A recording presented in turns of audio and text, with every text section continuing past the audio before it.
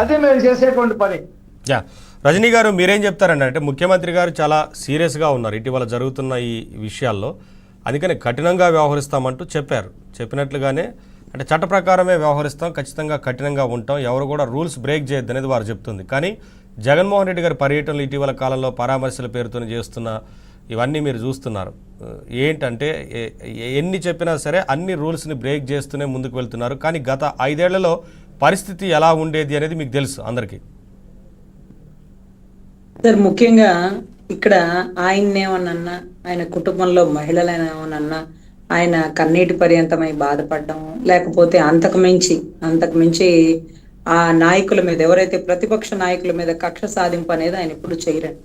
So ఇక్కడ ఆయనకి ఎందుకు అంత కోపం వచ్చింది?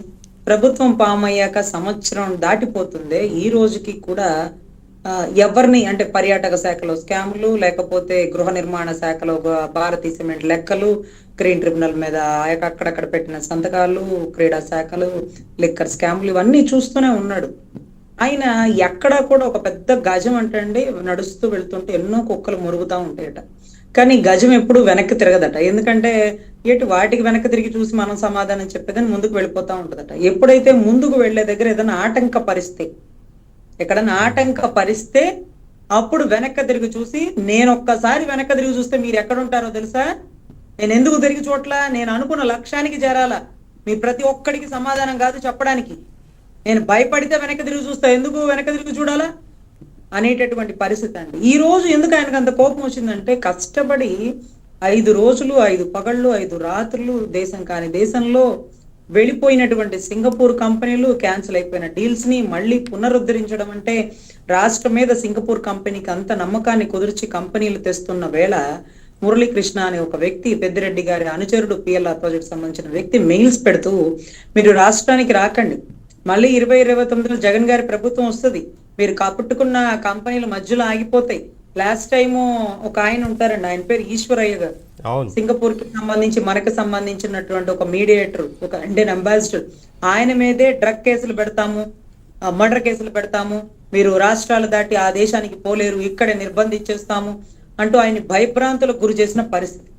మళ్ళీ వాళ్ళందరికీ నమ్మకాన్ని కలిగించి నేనున్నాను అన్న ధైర్యాన్ని ఇవ్వడానికి 75 ఏళ్ల వయసులో ఒక మనిషి నిరంతర కృషి చూస్తుంటే కన్నీటి పర్యంతం అయిపోతుందని నమ్మడానికి కూడా, ఆయన వయసు 75 ఏళ్ళు, ఆయన ఉన్నంత వరకు మనకు దిగులు లేదు, తర్వాత ఏంటి రాష్ట్ర పరిస్థితి అంటే, లేదు రాష్ట్రం నిర్బంధంగా ఉంటుంది, ఏ ఇబ్బంది ఉండదు, లోకేష్ గారు, పవన్ కళ్యాణ్ గారు గొప్పగా ఉంటారు, నేను దగ్గరుండి చూసుకుంటా, నాది పూచి అంటూ ఆయన వాళ్ళకి నమ్మకాన్ని ఈ వయసులో కల్పిస్తుంటే, ఈ వయసులో 75 ఏళ్ల వయసు గల వ్యక్తిని సింగపూర్ వాళ్ళు నమ్మి రాష్ట్రానికి పెట్టుబడులు పెట్టడానికి వస్తే, 75 ఏళ్ల వయసు గల వ్యక్తిని నమ్మి 33,000 ఎకరాలు భూములు ఇచ్చిన రైతులు, వీళ్ళందరూ నమ్మింది ఒక వ్యక్తినేనండి, ఒక వ్యవస్థని కాదు, ఒక వ్యక్తి.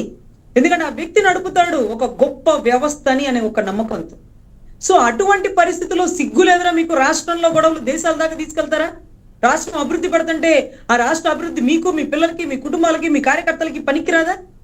రాష్ట్ర అభివృద్ధికి ఆటంకపరుస్తారు. నన్ను తిట్టారు, నా భార్యను తిట్టారు, నా కొడుకుని రోడ్డు మీదకి రానివ్వలేదు, ఎన్ని ఇబ్బందులు పడ్డారు. అందరం ఒక తాటి మీద వచ్చి మిమ్మల్ని ఓడించి రాష్ట్రం అభివృద్ధి పదంలోకి తీసుకువెళ్తున్న నేపథ్యంలో మళ్ళీ కూడా రాష్ట్ర అభివృద్ధి మీద బురద జల్లుతారా? నా మీద జల్లారు, నా పార్టీల మీద జల్లారు, కూటమి మీద జల్లారు, ఓకే, ప్రత్యర్థులు ఎదుర్కొంటాం, అంతేకాని అభివృద్ధి మీద అంటే రాష్ట్ర బిడ్డల భవిష్యత్తు తినే నోటికాడు కూడా లాగేస్తావా?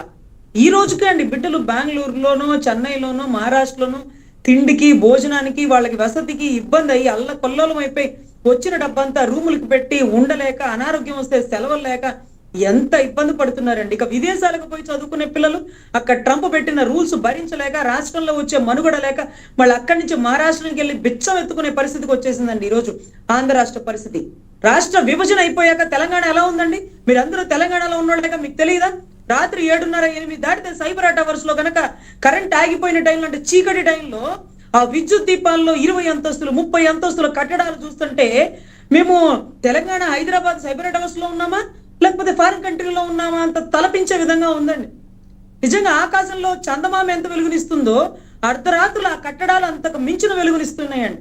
బెంగళూరులో చూసినా అంతే, చెన్నైలో చూసినా అంతే. మరి ఆంధ్ర రాష్ట్రం ఏం పాపం చేసుకుందండి? విభజన వచ్చాక అభివృద్ధి మొత్తం వాళ్ళకి ఇచ్చేసి ఊరికే ఖాళీ భూమి 33,000 ఎకరాల్ని అసలు ఎలా డెవలప్ చేస్తాం, ఎవరి వల్ల సాధ్యమవుతుంది అంటే ఒక్క విజనరీ గల వ్యక్తి వల్లే అని మోడీ గారు సైతం 3 సార్లు రాష్ట్రానికి వచ్చారు.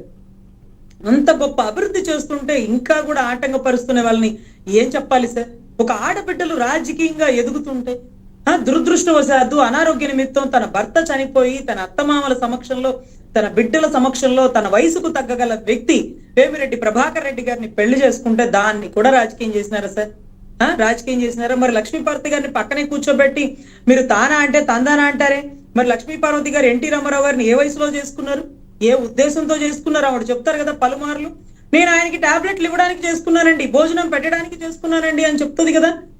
కానీ అదే రకంగా రాజకీయంలో తోడ్పాటుగా మంచికి చెడుకి వేడి నీళ్ళకి చన్నీళ్ళలాగా ఉండేటటువంటి ఆ భార్యాభర్తల్ని ఈ రోజు ఒక నిండు సభలో ప్రభాకర్ రెడ్డి నువ్వు కోరితే ముక్కు పచ్చలారని బిడ్డను తెస్తాడా?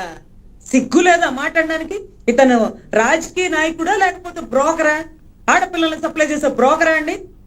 పురాతన కాలం నుంచి పాణిగ్రహణం అంటూ ఆడబిడ్డలకు అవకాశం ఇచ్చి అంత గొప్ప సీతమ్మ తల్లిని కూడా అంత గొప్ప రాముని ఆమెను సెలెక్ట్ చేసుకుందండి. ఆడబిడ్డలకు అంత స్వేచ్ఛనిచ్చారు. ఈ రోజు ఆ బ్రోకర్ మాట్లాడుతున్న మాటలేంటి? వేమిరెడ్డి ప్రభాకర్ రెడ్డి అడిగితే ముక్కు బచ్చలారిన ఆడబిడ్డను తీసుకొచ్చేస్తారంట. అంటే వయసు తారతమ్యం, ఇది అనొచ్చా ఇది అనకూడదా? నిండు సభలో ఏమనంటే ఆయన చేసిన వ్యాఖ్యలు అందరూ విన్నారండి. ఎవరైనా సమాజం మొత్తం ఖండించింది ఇటువంటి వ్యాఖ్యలు కరెక్ట్ కాదని అందరూ మాట్లాడుతుంటే జగన్మోహన్ రెడ్డి గారు మాత్రం పరామర్శల పేరుతోని వారింటికే వెళ్ళి పరామర్శించారు. ఎవరైనా ఇంకా పార్టీ నుంచి సస్పెండ్ చేస్తారేమో, ఇటువంటి కరెక్ట్ కాదు అని చెప్తారేమో అని అనుకుంటారు, కానీ వారింటికి వెళ్ళి ఆయన పరామర్శించి వచ్చారు. సరే, ఒక్కటి ఇది ఎదురుతో చూస్తారంటే సింగయ్య అని ఒక అతను మాకు గుంటూరు పత్తిపాడు ఏరియా పరిసర ప్రాంతాల్లో జగన్నాటక రథ చక్రాలు, జగన్నాటక సూత్రధారుడి కారు కింద పడిపోయి తొక్కి నలిగిసలాడిపోయినటువంటి ఆ కుటుంబాన్ని తన ఇంటికి పిలిపించుకున్నాడు.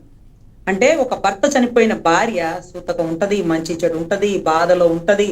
ఆ కుటుంబాన్ని దాటి, ఆ ఊరిని దాటి కనీసం ఆడబిడ్డలు బయటికి కూడా రారండి 6 నెలల పాటు. అంత సాంప్రదాయాలు ఉన్నాయండి. అటువంటిది ఆమెని మీ ఇంటికి పిలిపించుకొని పరామర్శిస్తావా? అంటే దళితులకి నువ్వు ఇచ్చే మర్యాద అదేనా? ఏ ఆడబిడ్డకి భర్త చనిపోయినాడే మన వల్లేనే, మన టైర్ కింద పడి చచ్చే పాపం వెళ్ళి పరామర్శిస్తే ఏమి అని మీకు కనీస ఇంకిత జ్ఞానం లేదా అండి? మరి ఈ రోజు మీరు చెప్తున్నటువంటి ప్రసన్న కుమార్ రెడ్డి గారి దగ్గర ఎందుకు వెళ్ళారంటే వారి రెడ్డి గారే కాబట్టి వారికి ఇచ్చేటటువంటి మర్యాద. ఎందుకంటే ఒకవేళ అక్కడ అరెస్ట్ అయినటువంటి వ్యక్తిని చూడడానికి వెళ్ళాడు అనుకోండి, ఆయన ఇంటికి తీసుకురాలేరు కాబట్టి వెళ్ళాడు. ఇతన్ని ఎందుకు పరామర్శించాలి? పిహెచ్డీలు బాగా మాట్లాడావు, ఆడబిడ్డల గురించి ఇలాగే మాట్లాడు, నేను నా చెల్లి గురించి నేను మాట్లాడలేక ఇంకొకరితో మాట్లాడిచ్చా, నువ్వు భలే ధైర్యంగా మాట్లాడుతున్నావే, అనిల్ యాదవ్ భలే నవ్వుతున్నావే పక్క అంతే మాట్లాడు, అంతే వెనక్కి వెళ్ళిపోతుంది. అక్కడ మీరే పోటీదారులు, ఎందుకు వెనక్కి వెళ్ళిపోతారండి? ఆడబిడ్డలు ఒక మాట విమర్శిస్తే వెనక్కి వెళ్ళిపోతారా? 10 ఏనుగు బలం మోసగట్టుకొని తీసుకొని వస్తారండి. ఎందుకంటే ఈరోజు రాజకీయాల్లో, బురద రాజకీయాల్లో పద్మాన్ని వికసింపజేయగలటువంటి ఆడబిడ్డలు ఈరోజు రాజకీయాల్లోకి వస్తున్నారండి. సో ఖచ్చితంగా ప్రసన్న కుమార్ రెడ్డిని ప్రశంసించడంలో ఆయనటువంటి వైభోగం ఏంటంటే ఆయన కూడా అదే బాపతి కాబట్టి పచ్చ చీర కట్టుకొని ఏం మెసేజ్ ఇస్తున్నాం అంటూ తన తల్లినో తన చెల్లినో దుర్భాషలాడినటువంటి దౌర్భాగ్య పరిస్థితుల్లో, అంటే ఆవు గట్టున మేస్తే దూడ చేలో వచ్చి మేస్తుందండి, దూడ కూడా గట్టునే మేస్తుందా లేకపోతే చేలో వచ్చి మేస్తుందా?